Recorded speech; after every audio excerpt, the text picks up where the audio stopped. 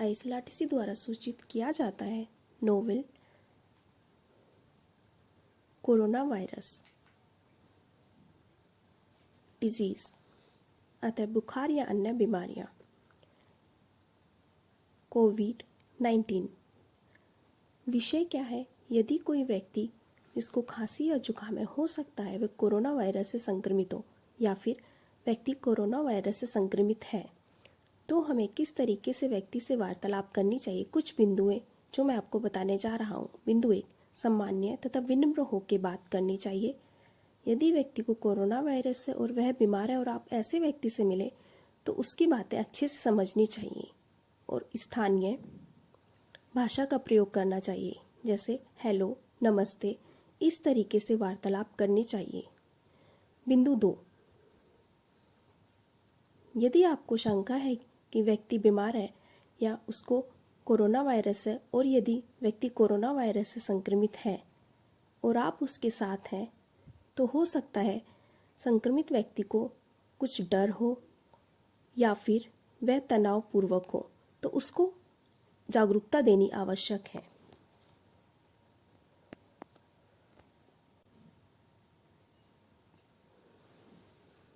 बिंदु 3, यदि कोई व्यक्ति बीमार है, हो सकता है वह कोरोना वायरस से संक्रमित हो, तो वह बहुत ही चिंतित होगा। उसके बहुत सारे प्रश्न होंगे कोरोना वायरस से संबंधित। हमें इन्हें बहुत ही ध्यानपूर्वक सुनना चाहिए क्योंकि वे बहुत ही महत्वपूर्ण है। बिंदु 4, कोरोना वायरस का अर्थ क्या है? यदि उससे संबंधित कोई भी प्रश्न है तो हमें अच्छे से उत्तर देना चाहिए और सही जानकारी प्रदान करनी चाहिए। बिंदु 5,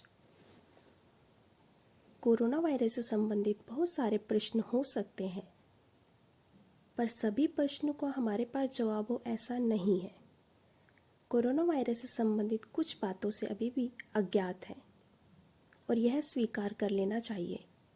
बिंदु 6, यदि कोई भी व्यक्ति बीमार है, उसको कोरोना वायरस है, तो हमें उस व्यक्ति से कोरोना वायरस से संबंधित जानकारी शेयर करनी चाहिए। उसे उसके बारे में बताना चाहिए। पैम्पलेट्स या हैंडआउट्स देके उससे कोरोना वायरस से संबंधित जानकारी शेयर करनी चाहिए। बिंदु 7, PPE अतः पर्सनल प्रोटेक्टिव इक्विपमेंट, मास्क, दस्ताने, सैनिटाइजर इत्यादि। PPE, यदि कोई व्यक्ति बीमार है या हो सकता है वह कोरोना वायरस से संक्रमित हो या फिर व्यक्ति कोरोना वायरस से संक्रमित है और हम संक्रमित व्यक्ति के संपर्क में आ रहे हैं तो यह ध्यान रखिए कि हम उपकरणों का प्रयोग करें, दस्ताने, मास्क इत्यादि। बिंदु 8, यदि कोई व्यक्ति बीमार है और हम उससे कुछ प्रश्न कर रहे हैं तो बीमार व्यक्ति को सही जवाब देने चाहिए। हमें किस प्रकार से प्रश्न करने चाहिए? आपका नाम क्या है? आपका घर का पता क्या है? आपका फ़ोन नंबर क्या है? आपकी जन्म तिथि क्या है? कभी आपने विदेश यात्रा की है? ये सब जानकारी लेनी चाहिए।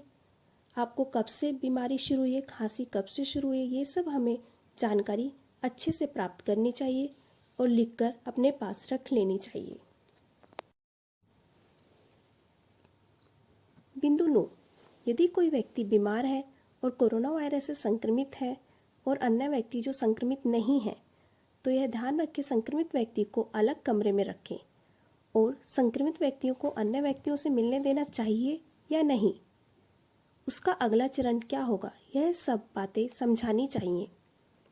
बिंदु 10, यदि कोई पुरुष या महिला बीमार है या फिर संक्रमित है तो उसे मास्क देना चाहिए और मास्क देते समय उसके प्रयोग की जानकारी भी देनी चाहिए कि उसे प्रयोग के बाद फेंक देना चाहिए या उसका किस तरीके से प्रयोग करना चाहिए, इन सभी की जानकारी देनी चाहिए।